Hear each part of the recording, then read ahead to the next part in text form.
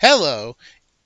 In this episode, first let me start by saying this episode was sort of forced upon me sooner than I wanted to make this by a comment that was left in my last One Piece video.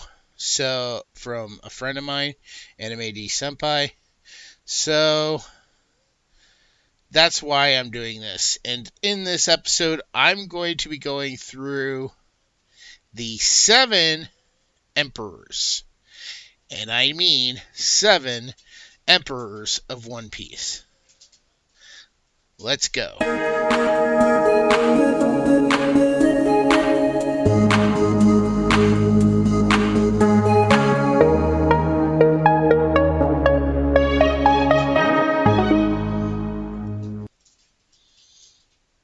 Alright. So,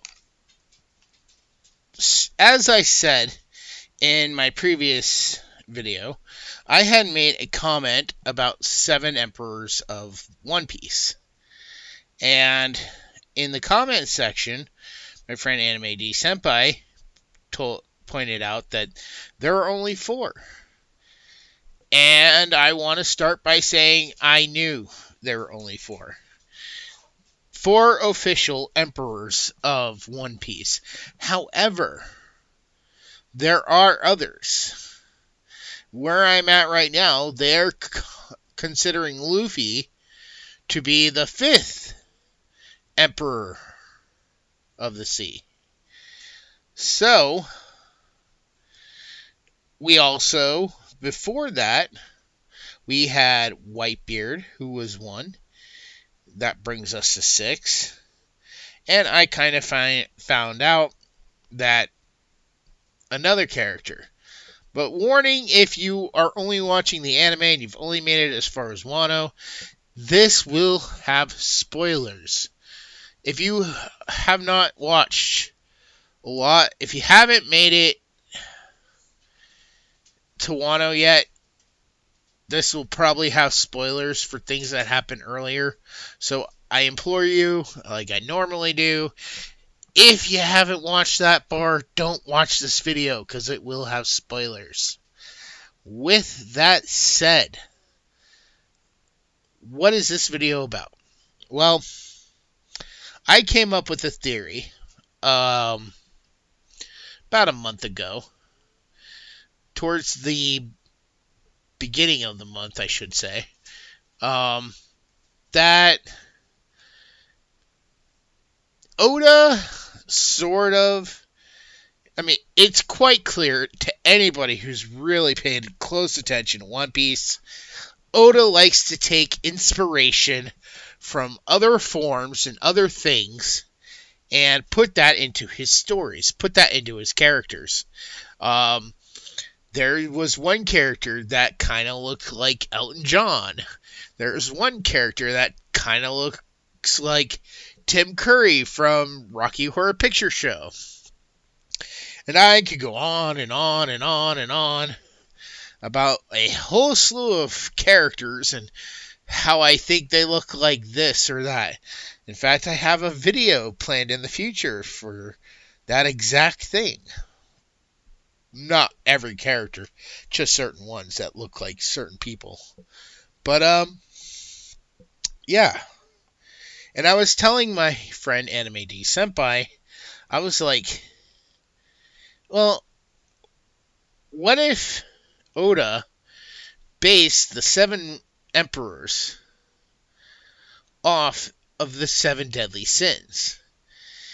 And he was kind of like, what are you talking about? And I was like, well, if you think about it, certain emperors show off certain traits that magnify a certain sin, we'll call it. That's what these are. We're talking about the 7 deadly sins. Much like how the 7 homunculuses from Full Metal Alchemist were the complete embodiment of the 7 deadly sins. I believe the same goes here. Christianity, I'm not entirely sure why, but I do know that Christianity is very huge in Japan.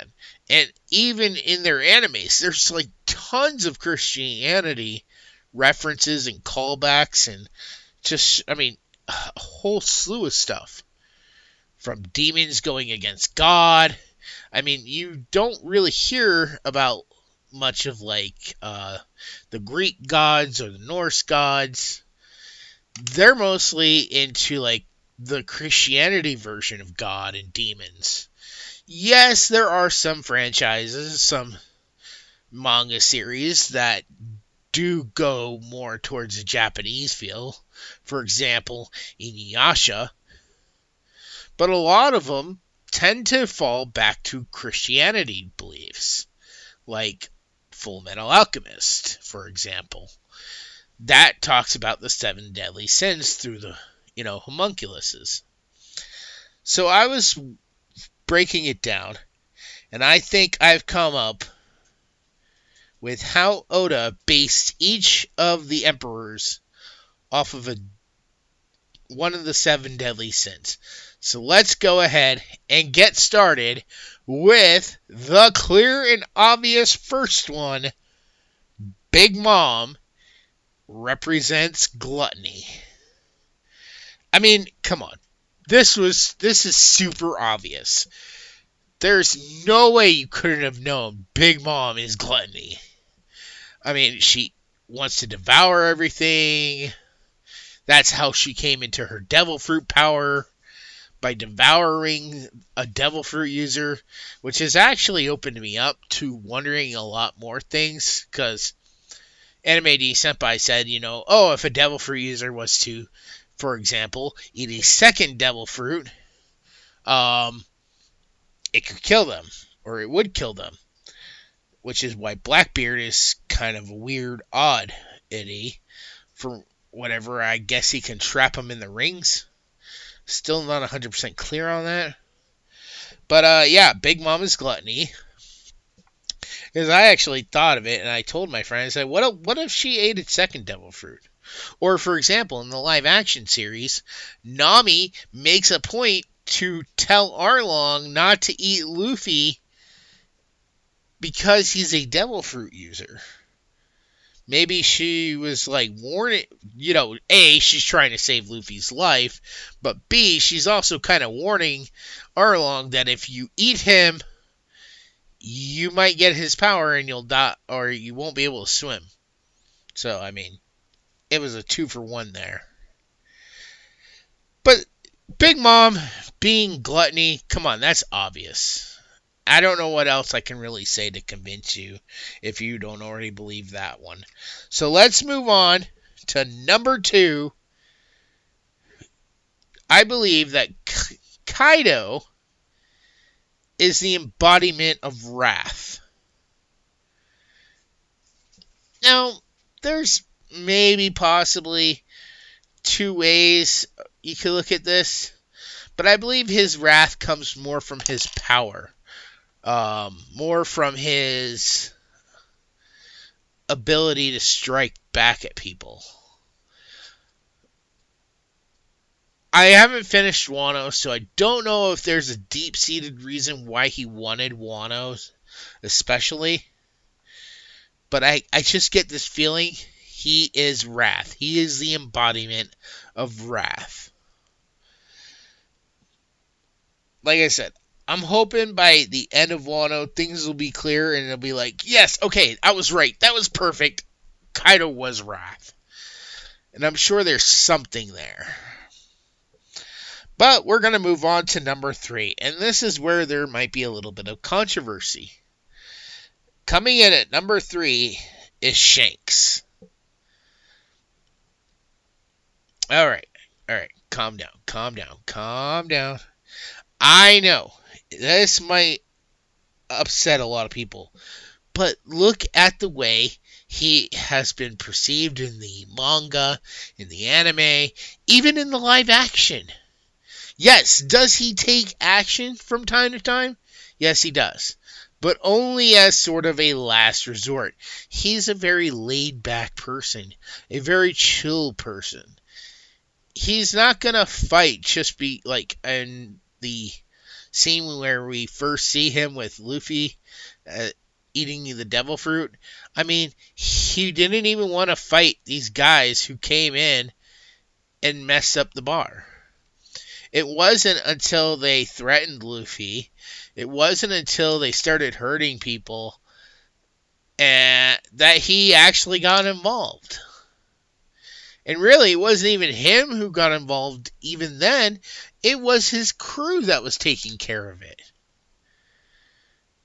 So, that is why I think Shanks is the embodiment of sloth. Because he is that chilled back person. He doesn't do a lot. And that's not to say he can't. It's just to say that, we never see him doing much. There were moments in the series where we did see him do some stuff. But those moments are far and few between, and we don't see it as much as we see other characters. Coming in, I believe, as the fourth sin, I think Blackbeard is the embodiment of greed.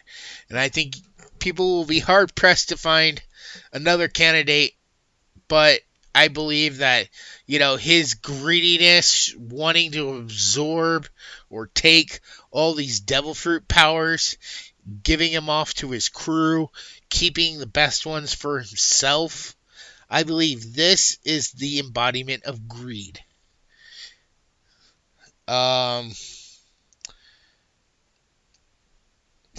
the fifth, and this is a major spoiler, I've been told, even though I don't know how this happens yet. I don't know why this happens.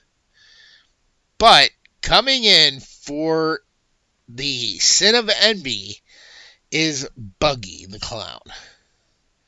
I heard that Buggy is going to become an emperor of the sea, and I can totally see him being the embodiment of envy because of the fact he is envious of Shanks a lot of the time.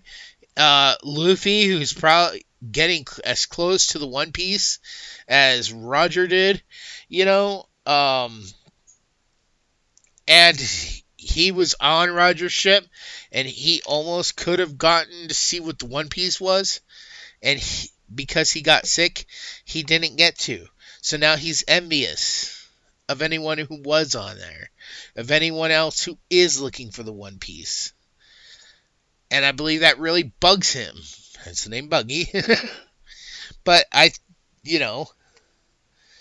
believe that is the embodiment of envy. And the only way for him to cure that would be for him to go after it himself. But he hasn't. I don't know what he's been doing, but he hasn't gone after the One Piece. Coming in for our sixth sin, pride. That, I believe, is going to go to none other than Luffy. Now, pride is a troubling sin, because it can be a good thing, but it can also be bad.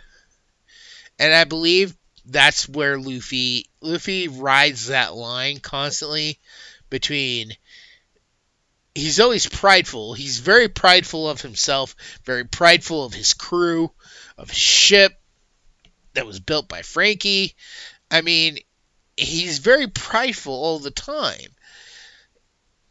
And sometimes he doesn't care who's in his way, who gets hurt because of his pride.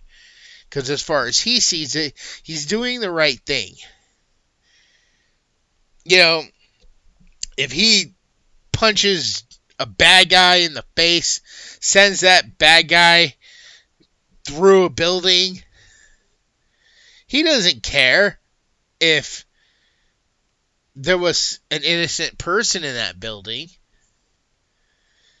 He just cares that he took down the bad guy. And I think, that case right there, we've seen it many times when he's gotten into fights, I mean, with the whole thing with Dressrosa, I know Anime Senpai doesn't really like the people of Dressrosa, but I mean, how many people probably died with that whole war against Doflamingo? I mean, yeah, we didn't see anybody, and I know One Piece has a real bad habit of not killing a lot of people that should be dead, but in reality, there are probably a lot of deaths that would have happened from all the buildings that were destroyed. So, people who were trapped and couldn't get out, that nobody was around to help. But of course, they're not going to show that, and like I said, Luffy doesn't care. He doesn't care about what he says. He doesn't care about what he does, as long as he gets to do what he wants to do. And that can be very negative, a negative version of pride. But, in the positive light, too, he is prideful of having a really good crew, and he does have a really good crew. And the crew doesn't always stop him when they should. Because they know, once he's made up his mind, there's no changing it. I guess pride is, also a bit of stubbornness, too. But anyways, enough of that. Moving on to our last and final one. Now, this one was tough because I almost gave this one to Luffy. I almost had these switched around. But after I thought about it, I switched it back. Because this one, number 7, Lust, I think this only fits this one pirate best. Now, granted, while Big Mom has a lot of children, I believe this character has more. So number 7, Lust, is going to fall on Whitebeard. Now, yes, Whitebeard's dead, but he was alive from the beginning of the show. All of these characters were alive since One Piece started. So they all existed in the world. They may not all have been emperors, but by the end of the show, each one of them has become an emperor at one point or another. So why is Whitebeard Lust? Well, this isn't lust in the, ooh, I want a woman kind of way. This is a lust as in they want to be loved. They need to be loved. Whitebeard did not have any real children of his own. I don't know if they said he couldn't have children at all, but he adopted orphan children from all over the world, turned them into his crew, and he loved every one of them as if they were his own children. Even Odin from Wano, he didn't turn him into a son, but he did love him as a brother. He felt that Kozuki Odin was like his brother. I think even on some level, he even loved Roger as a brother. They may have been rivals, but brothers can be rivals. And I think truly deep down, Whitebeard loved Roger as a brother. I'm sure there were also many other pirates that he loved as family. Even if they weren't his kids, even if they weren't on his crew, I'm sure he loved many of the pirates in the world as family. And so I think that's where lust comes in for Whitebeard. He has a deep-seated need to be loved by people. And that's what he wants. He just wants to be loved by everybody. And I think that really plays through on looking at his crew, looking at how he treats his, crewmates as his kids, as his sons. I don't know. Was there any women on there? Maybe. Possibly. I want to say daughters. I don't know if he had female crewmates. But if he did, then his sons and his daughters, he wanted their love. As a father, you know, would you consider that lust? Wanting that love? Needing that love to get you through?